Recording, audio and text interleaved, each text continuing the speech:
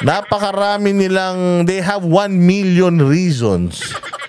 Oo, they have a million reasons to impeach Pangulong Bongbong Marcos. Oo, at saka they have a million reasons para magpag-resignin si Bongbong. Mantakin mo itong mga natin mga OFW natin. Nagtatrabaho yun sa ibang bansa, malayo sa mga anak nila. Noong panahon ni Duterte, ay, salamat. Excuse me po. Ay, salamat. Yung mga anak ko, hindi na didisgrasya. Kahit anong oras ang mga pasok nila, umuwi sila ng gabi, safe na safe sila. Ngayon, kabang-kaba na naman yung mga OFW natin. Diyos ko po, yung anak ko hindi pa umuwi. Ano ba naman yan? Ang napakadelikado pa naman yan dahil pa namang adik. Nagkalat pa naman yung mga bumabatak sa social media. Diyos ko po. Ano ba naman ito? Bakit kaya hindi na reaksyonan nito ni Claire Castro, no? Yung mga bumabatok sa social media. Ibig sabihin, yung mga magulang ng mga OFW, ngayon ay talaga namang sila ay alala na naman sa mga nangyayari sa bayang Pilipinas. Kaya, ayan, nagsasama-sama sila para magising itong gobyerno. Huwag nyo nang gagawin ng Pilipinas. 3 taon kayo umupo, wala kayong nagawa. Pucha yan, lalo na ngayong huling 3 taon. Kung yung unang 3 taon hindi nagtrabaho mga yan, lalo na yung huling 3 taon, alam nyo ganito kasi style dyan. Halimbawa 3 years yung termino. Unang 1 taon, gagawa yan ng mga proyekto para mahalin siya ng tao, makilala siya at di siya makakalimutan, sabihin may nagawa siya. Oo, sa pangalawang taon ng niya, ayan na. Oo, nakikipagkaibigan na yan doon sa mga tao, sa mga taga City Hall, sa mga taga probinsya na makakatulong sa kanya para sa kanyang re-election. 1 taon lang magtatrabaho yan. Pangalawa, manliligaw na yan. Pangatlo, kukuha na yan ng pera para sa kanyang re-election.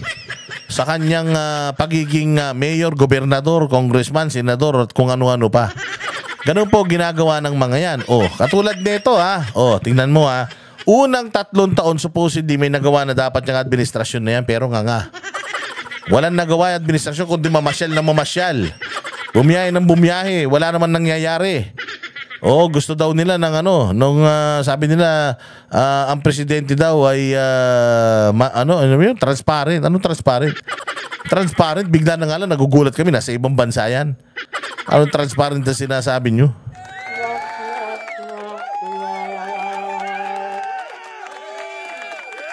Hindi ba? Naku po, ang dami itong balitang ito. Ano yan?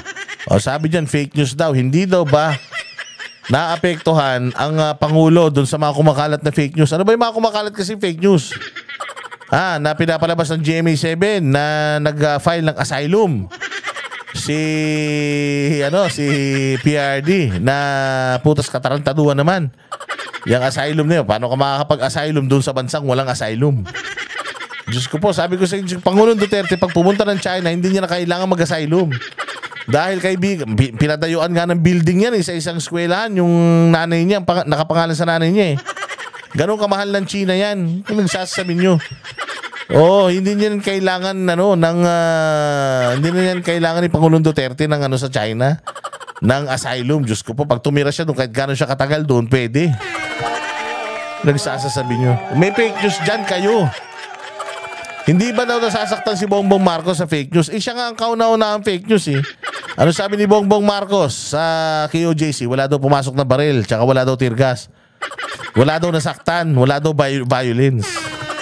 Hindi ba fake news? At napakarami pang mga fake news niya ni Marcos. Hindi lang natin isa-isahin, baka abutin tayo ng siyam-siyam Pero pakinggan natin yung sasabihin ng kanyang aso patungkol doon sa fake news. Di umano na mga kumakalat. Di ko nga naman ang fake news niyan Nakakausap niyo ho ba ang Pangulo tungkol sa, or does he even read social media posts tungkol po sa current state of affairs right now? Ayan tinatanong. Si Pangulong Duterte po ba, si Pangulong Marcos po ba ay nagbabasa? Yun ang tanong Si Pangulong Marcos ay nagbabasa po ba ng Facebook, ng social media patungkol sa mga current events. Ulitin natin yung tanong ha. Nakakausap niyo ho ba ang Pangulo tungkol sa, or does he even read social media posts tungkol po sa current state of affairs right now as we speak, sa ngayon pong current political situation natin? Ano? Tinatanong kung nagbabasa po ba, napag-uusapan niyo ba, or nagbabasa ba si Bongbong? Nagbabasa ba si Bongbong ng ng mga social media, mga bali-balita patungkol sa current current affairs ng Pilipinas? Tingnan mo sagot. Mga pagkakataon na What are his thoughts on it? Fake news. May mga pagkakataon daw. Tapos anong nararamdaman ni Bongbong pag nababasa niya yung mga nasa social media? Ang sagot kagad fake news. Alin ang fake news? Ito aso talaga no? Fake news. Anong fake news? Tinatanong nga kung anong reaksyon. Nagbabasa ba si Pangulo? Nagbabasa ba siya? Ang sagot mo, fake news. So hindi siya marunong magbasa, ganun? Ilan to? Walang alam. Bopols, no? Ulitin natin. Ang tanong nung reporter, ma'am, nagbabasa ba si BBM? Nag-uusap ba kayo or nagbabasa ba si BBM ng social media tungkol sa mga nangyayari sa bayan natin? Ang sagot niya, fake news. Ang sagot doon, oo, nagbabasa. Hindi nagbabasa. Wala siyang paki. Yun ang masagot doon eh. Saan galing yung sagot na fake news? Anak ng tinapay talaga to si Claire, oh. Eh, ikaw ang fake news eh. Mamaya, patutunayan natin fake news ka. Oh, mamaya lang. Iba. Ganon. Fake news. Kaya po tayo nandito para labanan yung mga fake news. Ha? Tinatanong kung nagbabasa si Bongbong ng social media. Tapos, ang sagot mo, kaya ka nandyan para labanan ng fake news. Tangin na labanan nyo yung sarili nyo. Labanan mo yung amo mo. Ikaw, iumpog mo yung mukha mo sa dingding, ganyan. Oo, dahil kung merong isang bagay na talagang epektibo ka, alam mo kung ano yun, inisin ng tao. Makita lang mukha mo, marinig yung boses mong walang ginawa kundi magtanong ng magtanong. Hindi ba? Hindi ba dapat ganito? Hindi ba dapat ganyan? Hindi ba kung ikaw ay dapat ganito? Ang inan to parang vlogger ang putya. Again ang tanong, ano ang nagbabasa ba si Bongbong? Fake news ang sagot. O, ulitin nyo. Usap niyo ho ba ang Pangulo tungkol sa, or does he even read social media posts tungkol po sa current state of affairs right now as we speak, sa ngayon pong current political situation natin? May mga pagkakataon na What are his thoughts on it? niya. Fake news ang iba. Ganon. Fake news. Kaya po tayo nandito para labanan yung mga fake news. Yan din po yung naging una nating naging trabaho. Kalabanin ang fake news. Does he view this? Ay na, wala. Alam mo, pinaglalaruan na si Claire Castro na itong mga Malacanang press corps. Kasi itong mga to, matatalino to. Mga journalist talaga to. Matataas ang kamay ko sa mga yan. Matatalino talaga yun nandiyan sa Malacanang. Unsa, magpasalamat. Alam mo, itong mga journalist, wala na silang magawa. Ang ginagawa na lang nila, tinitrigger nila si Castro. Dahil alam nila na attack dog si Castro. Babanggit sila ng sinasabi ng mga Duterte. Tapos siya naman, kagat doon sa pain ng media. Ganun ka walang utak ito si Claire. Nakakalimutan niya na ang trabaho niya ay sumagot kung ano lang yung tamang sagot. Pero yung mga hindi niya alam, dapat hindi niya sinasagot. Kasi nagmumukha talaga siya ditong protector at talaga namang abogado ng administrasyon. Kasi lahat na lang ng issues na kahit hindi naman niya beripikado, narinig lang niya sa mga media na to, sagot siya ng sagot. Katulad nung doon sa resignation, pinagre-resign. O hindi ba, si Inday Sara mismo nagsabi na bakit yung pinagre-resign si Bongbong? Kailangan pag pinagre-resign niyo siya, meron kayong reason why pinagre-resign niyo siya. Yun yung sabi niya. Tapos ang balita, ano masasabi mo? Pinagre-resign ni BP Sara, si Bongbong. O di galit na naman tong tanga. Ang tagapagtanggol, resign. Pag nag-resign, sino makikinabang? Di siya. Samantalang siya, nasa abroad lang. Itong presidente natin, trabaho ng trabaho. May mga ganun pa siya. Ang bait ni Bongbong kay Claire. Ay na Claire, baka ligawan ka niya. Sagutin mo kagad dyan, ha? Sige. With concern, with sadness perhaps, ano ho ang pakiramdam ng Pangulo sa estado ng social media sa ngayon? In a way, he is slightly affected. So that's why they asked the PCO to do its job to counter fake news. Diba? Ito, umamin din sila. Na if you look at social media nowadays, ang makikita mo, puros anti-Marcos post. Puros pangbabalahura kay Marcos.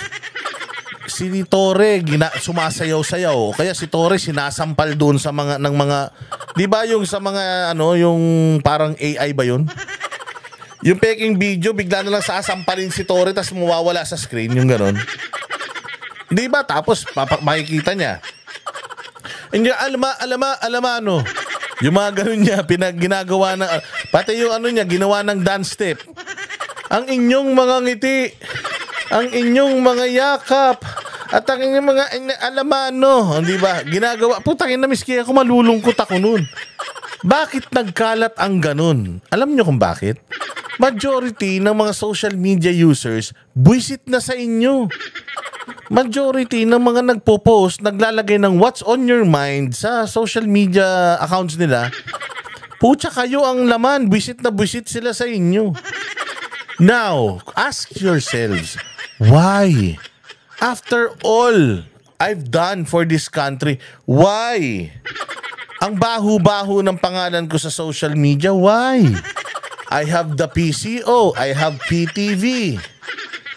Ayan, yung RTVM, I have that. I have the budget of the government. Meron pa akong AKAP, AX. Meron pa akong mga kaliwat kanang mga ayuda at kung ano-ano pa.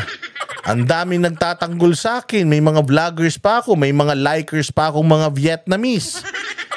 Doon sa post ko kanina, pati si Lebron James, nagtatagalog na. Pinagtatanggol si Bongbong. So sabi ko, with all the machinery, with all the resources, bakit sa social media, buwisit pa rin sa inyo mga tao? Alam niyo kung bakit, Claire? Wala kayong ginagawa. For the past 3 years, bigyan mo kami, latagan mo kami ng mga nagawa ni Bongbong Marcos na significant sa buhay ng mga Pilipino. And you have been there for how many days already? You've been there for a month or more than a month? Wala ka pang naipakikita sa aming ginawa ni Bongbong.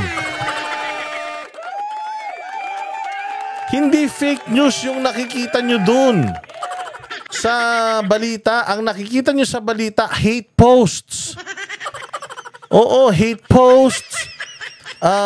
Mga tawag dyan sa ginagawan kayo ng mga rap, ng mga kanta. Compilation ng lahat ng mga utal-utal na speech ng bossing mo. Oo, yun ang makikita mo dyan sa social media. Hindi fake news. Kasi ang fake news, yung mga nagbahatid ng balita. Bawa, GMA7, doon sa balita kay Duterte, nag-file daw ng asylum. O fake news yun. Yun ang fake news. Sila tagapaghatid ng balita tapos mali yung binabalita nila. Kami ba nagbabalita? Hindi naman ako reporter.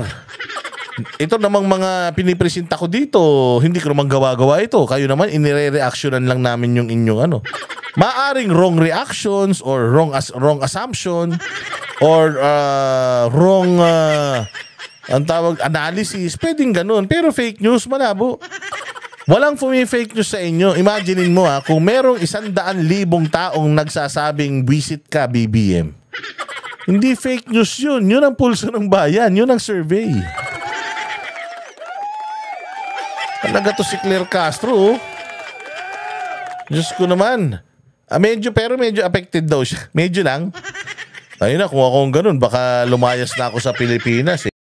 Kami ang boses ng masa, hindi natatakot. Katotohanan lang, di kami nalulunod. Walang bahid ng sismis, lahat ay totoo. Kahit sino ka pa, pag mali ka babanatan ka. Walang pinipili kulay, wala kaming kinikilingan. Basta para sa bayan, kami lalaban. Pag tama palakpakan, pag mali banatan. Di matitinag, di matatakot, para sa bayan tuloy ang sigaw. Sa harap ng kamera, walang halong takot. Mga baluktot, lahat kayo'y tuwa.